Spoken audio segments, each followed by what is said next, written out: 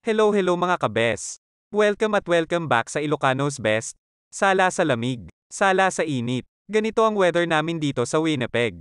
Lunes spring, Martes summer. Pagdating ng Miyerkules ay winter na naman. Ay apo pakawanem biyag ko. Dahil pinagpala na naman ako, naisipan ko tuloy magluto ng pinangat. Let's go at samahan nyo ako magluto. Pagkainit ng mantika, bawang, sibuyas at luya sabay-sabay ko ng iginisa. Igisa hanggat lumabas ang bango ng aroma.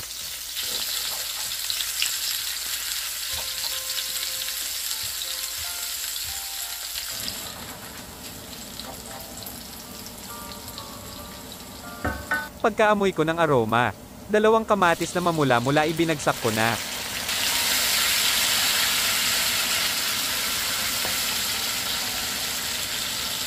Sabi nila kapag mabango ka daw maggisa, selosa daw, ang iyong asawa. Totoo ba? Sabi ng mga Marites.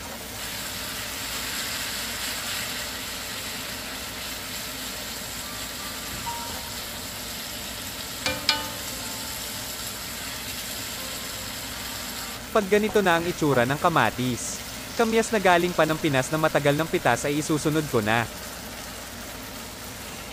May sobra akong labanos, idinagdag ko na. Patis, asin at paminta lamang ang aking itinimpla. Sabay buhos ng 3 tasang tubig pinaghugasan ng bigas.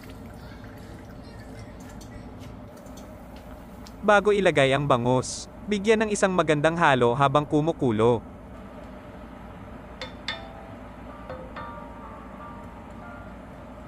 Isang bangus hinati ko sa 5. Tipid ulam kasya sa isang pamilya.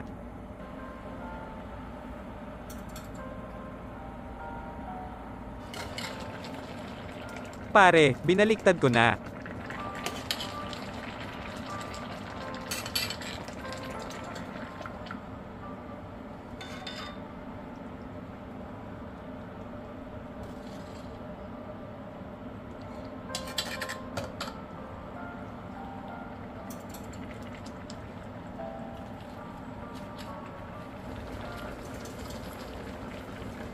Siling pangsigang, bahala ka na kung ilan.